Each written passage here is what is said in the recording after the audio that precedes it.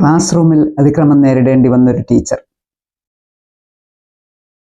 ക്ലാസ്സിലെ കുട്ടികളുടെ മുൻപിൽ ദയനീയമായി നിൽക്കേണ്ടി വന്ന അവസ്ഥ, കുട്ടികളുടെ മാനസിക നില, പിഞ്ചു കുഞ്ഞുങ്ങളുടെ കൺമുൻപിൽ ക്രൂരമായി ശിക്ഷിക്കപ്പെട്ടപ്പോൾ, ഇതാണ് ഇന്നത്തെ വീഡിയോയുടെ വിഷയം. കഴിഞ്ഞ ദിവസം പത്രമാധ്യമങ്ങളിലൊക്കെ വാർത്തയുണ്ടായിരുന്നു. ഒരു ടീച്ചറെ ക്ലാസ് റൂമിൽ അവരുടെ ഭർത്താവ് ആക്രമിച്ചു. അപ്പം നമ്മളൊന്ന് ആലോചിച്ച് നോക്കൂ, ആ ടീച്ചർ എന്തുമാത്രം മാനസിക സംഘർഷത്തിലായിരുന്നിട്ടുണ്ട്. വീട്ടിൽ കലഹം, സമാധാനമില്ല. ഒരു സ്ത്രീ നേരിടുന്ന ഏറ്റവും വലിയ വെല്ലുവിളി, അവരുടെ ജീവിതത്തിൽ സമാധാനമില്ല, സന്തോഷമില്ല, എന്നും സംഘർഷവും അഭിപ്രായ വ്യത്യാസങ്ങളും അസ്വാരസ്യങ്ങളുമായിട്ടുള്ള കുടുംബജീവിതം. ഉള്ളിൽ ഇതുപോലെ നീറുന്ന പുകയും ആധിയും വിഷമങ്ങളും മാനസിക സംഘടനകളുമായി പിഞ്ചു കുഞ്ഞുങ്ങളെ പഠിപ്പിക്കാനെത്തുന്ന അധ്യാപിക പോയി മുഖമണിഞ്ഞ് ചിരിച്ച മുഖവും തുറന്ന പുസ്തകവും ആയി അവർക്കൊപ്പം കൂടുന്നു.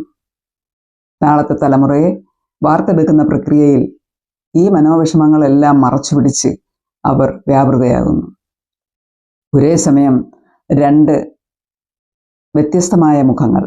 ഒരിടത്ത് സംഘർഷഭരിതമായ കുടുംബജീവിതം, മറുവശത്ത് നിഷ്കളങ്കമായ സൗഹൃദവും സ്നേഹവും പുഞ്ചിരിയും വാത്സല്യവും ആവശ്യമായി വരുന്ന സാഹചര്യം.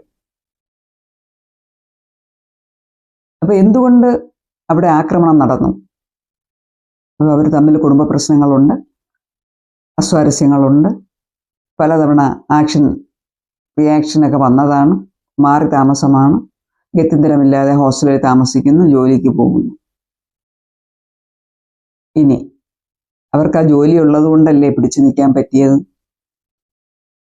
അവരുടെ ജീവിതം കരുപ്പിടിപ്പിക്കാൻ അവരെ സപ്പോർട്ടിന് അവരെ ഭർത്താവില്ലാത്തപ്പോൾ, അല്ലെങ്കിൽ അവിടെ അസ്വാരസ്യങ്ങൾ ഉടലെടുത്തപ്പോൾ, സംരക്ഷണം ഇല്ലാതായപ്പോൾ ആ ജോലി അവർക്കൊരു കൈത്താങ്ങായി.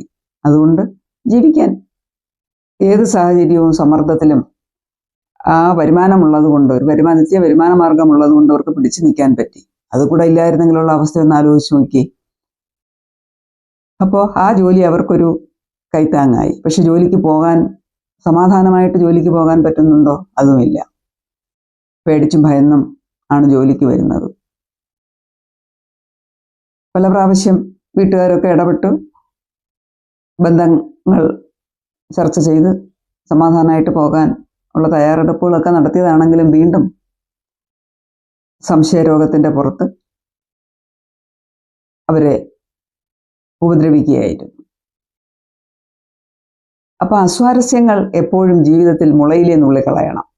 അസ്വാരസ്യങ്ങളോടുകൂടി, അസ്വസ്ഥതയോടുകൂടി, സംഘർഷങ്ങളോടുകൂടി ഒരു ജീവിതം മുമ്പോട്ട് പോകാൻ ഒരിക്കലും അനുവദിക്കരുതെന്ന എൻ്റെ അഭിപ്രായം. കാരണം പല ഇൻസിഡൻസ് നമ്മൾ കണ്ടു കഴിഞ്ഞു. പെൺകുട്ടികളുടെ മരണം, കൊലപാതകം, ആത്മഹത്യ, ഇതിലെല്ലാം തന്നെ സംഘർഷഭരിതമായ ജീവിതം, അഡ്ജസ്റ്റ് ചെയ്യാൻ പറ്റാത്ത ജീവിതം, മുൻപോട്ട് പോകാൻ പറ്റാത്ത മാനസികാവസ്ഥ, ഇത് അവരെ ബാധിക്കുന്നുണ്ട്. അപ്പോൾ എത്രയും പെട്ടെന്ന് സംഘർഷമാണെന്ന് കണ്ടാൽ, അല്ലെങ്കിൽ നേരെ പോകില്ല എന്ന് കണ്ടാൽ, ആ ബന്ധം ഉപേക്ഷിക്കാൻ നമുക്ക് തയ്യാറാകണം.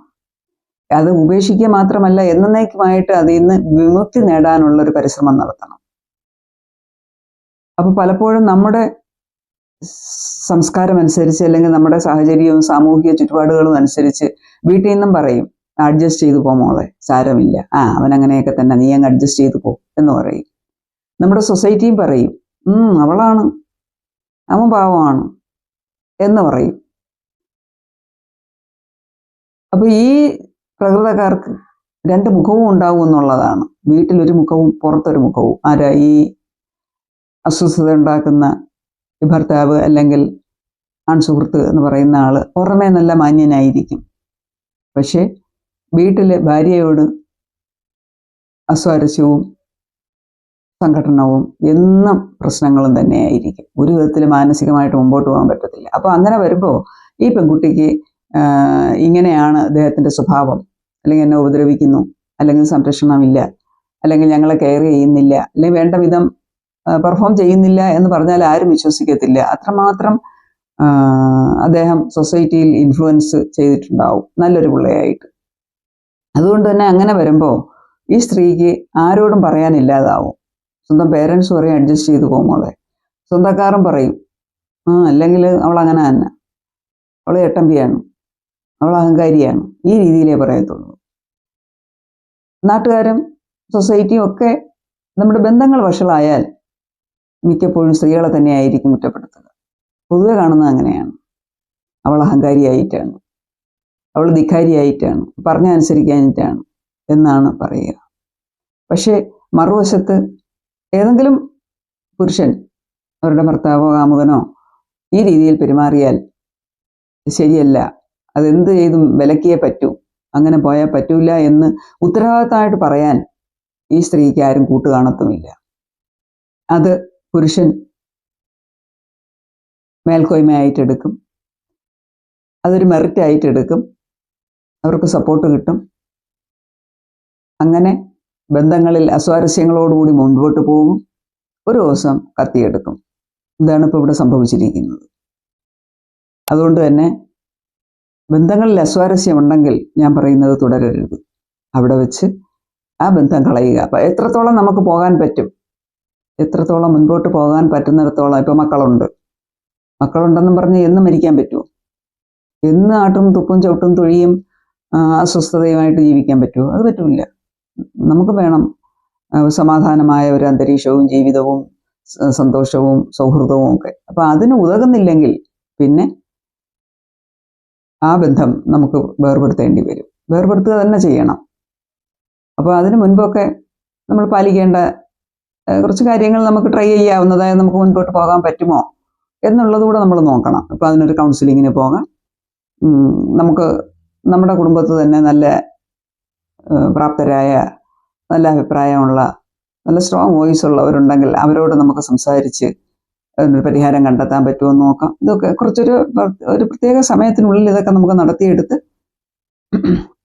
ഫ്രീ ആകാൻ പറ്റുമോ എന്ന് നോക്കണം. അസ്വാരസ്യമുള്ള ബന്ധങ്ങൾ തുടരുന്നത് ബുദ്ധിമുട്ട് തന്നെയാണ്. എന്തുകൊണ്ടും അത് പിന്നീട് അതിൻ്റെ ഡോമിനേഷൻ കൂടുകയേ ഉള്ളൂ. അനുസരിക്കുന്നില്ല. ഇപ്പം അസ്വാരസ്യത്തിൽ ഇരിക്കുമ്പോൾ രണ്ടുപേരും രണ്ടിടത്ത് പിരിഞ്ഞിരിക്കും. ഇപ്പോൾ വീട്ടിൽ പറ്റിയില്ലെങ്കിൽ ഇപ്പോൾ ഈ ടീച്ചർ ചെയ്തതുപോലെ ഹോസ്റ്റലിലാവും. അപ്പോൾ ഒത്തുകൂടെ വൈരാഗ്യമാവും. അവൾ എന്നെ അനുസരിക്കുന്നില്ല, വീട് വിട്ട് പോയിരിക്കുന്ന ധിക്കാരിയാണ് എന്നും പറഞ്ഞ് വീണ്ടും വൈരാഗ്യം മൂക്കും. അങ്ങനെ വൈരാഗ്യം മൂത്ത് അവസാനം അത് പ്രതികാര ബുദ്ധികളിലേക്ക് നീങ്ങും.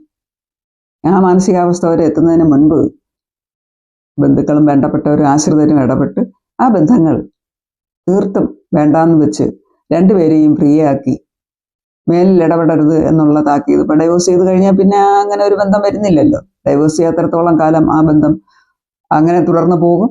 അത് ക്ലെയിമായി കിടക്കും. എൻ്റെ ഭാര്യയാണ് എന്നുള്ള ക്ലെയിം അവിടെ കിടക്കും. ആ രീതിയിൽ തന്നെ അവൻ പെരുമാറുന്നതിനോടുകൂടി പ്രതികാരമാകും. പ്രതികാരം വഴി കാണുക, എവിടെ ഉണ്ട്, എന്ത് ചെയ്യുന്നു എന്ന് എപ്പോഴും അന്വേഷിച്ചുകൊണ്ടിരിക്കും. അതിൻ്റെ എൻഡിൽ എവിടെയാണോ സാഹചര്യം കിട്ടുന്നത് അവിടെ ചെന്ന് ഉപദ്രവം ഉണ്ടാക്കും. പോകുന്നതൊരു ജീവനാണ്. എല്ലാവർക്കും സ്വതന്ത്രമായിട്ടും സ്വച്ഛന്തമായിട്ടും ജീവിക്കാനുള്ള അവകാശവും സമാധാനവും ഉണ്ടാകണം. അതിനുതകുന്ന രീതിയിൽ നമ്മുടെ സാമൂഹിക ചുറ്റുപാടുകളും മാറേണ്ടതുണ്ട്. സ്ത്രീകളെ മാത്രം തെറ്റ് കണ്ടാൽ, സ്ത്രീയെ മാത്രം കുറ്റപ്പെടുത്തുന്ന നമ്മുടെ സാമൂഹിക വ്യവസ്ഥിതിയും മാറാനുണ്ട്. നമ്മുടെ സ്ത്രീകളും മാറാനുണ്ട്.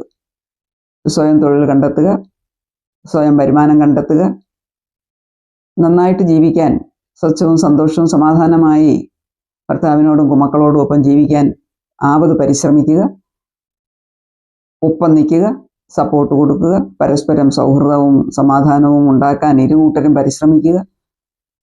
ഇതിലൊന്നിലും അഡ്ജസ്റ്റ് ചെയ്ത് പോകാൻ പറ്റിയില്ലെങ്കിൽ അത് വേണ്ടപ്പെട്ടവരെയോ അല്ലെങ്കിൽ ഒരു കൗൺസിലിങ്ങിനോ പോയി അവിടെ അതിന് സമാധാനം കണ്ടെത്തുക, ആശ്വാസവാക്കുകൾ തേടുക. ഇതൊന്നും പറ്റിയില്ലെങ്കിൽ നമുക്ക് പറ്റിയ ബന്ധമല്ല എന്ന് കണ്ട് ഡൈവോഴ്സ് ചെയ്ത് ഫ്രീ ആയി അവനവൻ്റെ ശരീരവും മനസ്സും സമ്പത്തും സുഖവും സൂക്ഷിക്കുക. അതാണ് ഇന്ന് എനിക്ക് പറയാനുള്ളത് ഈ അനുഭവത്തിൻ്റെ പശ്ചാത്തലത്തിൽ.